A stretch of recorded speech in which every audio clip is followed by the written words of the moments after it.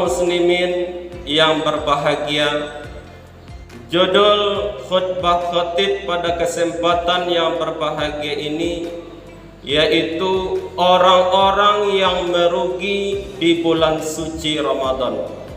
Kaum muslimin yang berbahagia, hari ini hari Jumat, kita sudah berada di hari yang ke-16 berpuasa di bulan suci Ramadan. Waktu begitu cepat berlalu. Rasanya baru kemarin kita memulai berpuasa di bulan suci Ramadan. Kata Nabi, umatku nanti akan mengalami bahwa waktu itu akan cepat berlalu. Dan hari ini sudah sama-sama kita rasakan. 1 tahun bagaikan 1 bulan. 1 bulan bagaikan 1 minggu. 1 minggu bagaikan 1 hari. 1 hari bagaikan 1 jam. 1 jam bagaikan 1 menit. 1 menit tak opahnya memegang bara api, dipegang panas. Kaum muslimin sidang jemaah Jumat rahimakumullah, kalau seandainya umatku nanti merasakan bahwa waktu itu akan cepat berlalu, itu artinya tanda-tanda kiamat itu sudah dekat. Satu pesan Rasulullah sallallahu alaihi wasallam kepada kita, perbanyak amal ibadah.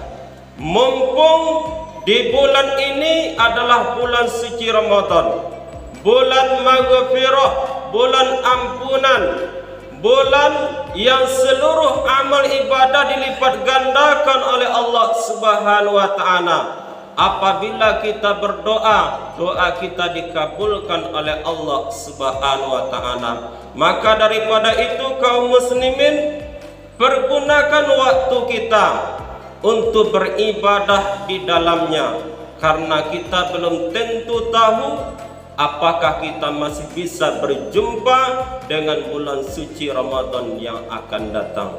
Kaum muslimin sidang jamaah Jumat rahimakumullah, tidak semua orang yang mendapatkan keberuntungan di dalam bulan suci Ramadan, tapi ada pula orang-orang yang merugi di dalam bulan suci Ramadan.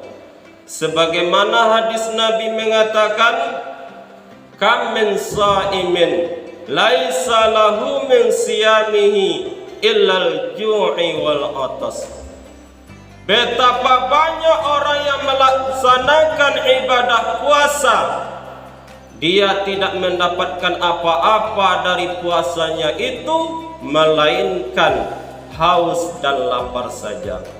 Siapakah orang-orang yang merugi di dalam bulan suci Ramadan? Yang pertama, orang-orang yang berpuasa tapi tidak melaksanakan salat 5 waktu sehari semalam. Dia tahan hausnya, dia tahan laparnya, mulai dari terbit fajar sampai terbenam matahari. Akan tetapi dia tidak salat. Berpahalakah puasanya? Puasanya berpahala. Tapi ketahuilah kaum muslimin, nanti di akhirat puasanya ditolak oleh Allah Subhanahu wa taala. Kenapa? Karena amalan yang pertama kali yang akan dihisab oleh Allah, yang akan diperhitungkan oleh Allah adalah salat. Apabila salatnya baik, maka amalan-amalan yang lain akan diterima oleh Allah. Baik itu puasanya, baik itu sedekahnya, baik itu membantu orang miskin, anak yatim dan lain sebagainya. Namun sebaliknya, apabila salatnya tidak beres, sering ditinggalkan, bahkan tidak salat sama sekali, maka amalan-amalan yang lain ditolak oleh Allah Subhanahu wa taala. Baik itu puasanya, baik itu sedekahnya, membantu orang miskin dan membantu anak yatim dan lain sebagainya. Kata Nabi, as-salatu miftahul khair, As-salatu miftahul jannah, as-salatu imaduddin. Salat itu adalah kunci kebaikan. Salat itu adalah kunci pembuka pintu surga. Salat itu adalah tiang agama. Nanti di akhirat kaum muslimin, Allah panggil hambanya, hambaku, ini pahala ibadah puasamu selama 30 hari. Ini sedekahmu, ini membantu fakir miskin, anak yatim dan lain sebagainya. Sekarang mana kuncinya?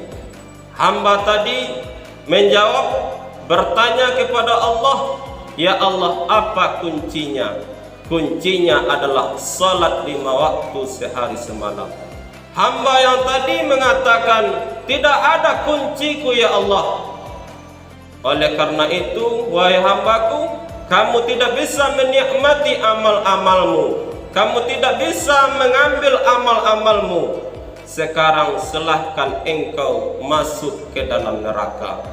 Orang-orang yang berpuasa tapi tidak salat, itulah orang-orang yang merugi nanti di akhirat. Yang kedua, orang-orang yang merugi di dalam bulan suci Ramadan, yaitu adalah orang-orang yang berpuasa tapi tidak mampu menahan dirinya dari perbuatan-perbuatan maksiat, tidak mampu menahan dirinya dari perbuatan keji dan mungkar. Dia berpuasa tapi masih menceritakan aib orang. Dia berpuasa tapi masih menceritakan keburukan orang. Dia berpuasa tapi masih berbohong, masih menipu orang, masih melihat aurat-aurat wanita. Kata Imam Al-Ghazali, puasa itu taopahnya seperti buah. Apabila dia melakukan dosa, diiris, melakukan dosa lagi diiris, melakukan dosa lagi diiris, akhirnya buah itu tinggallah bijinya. Seperti itulah puasa.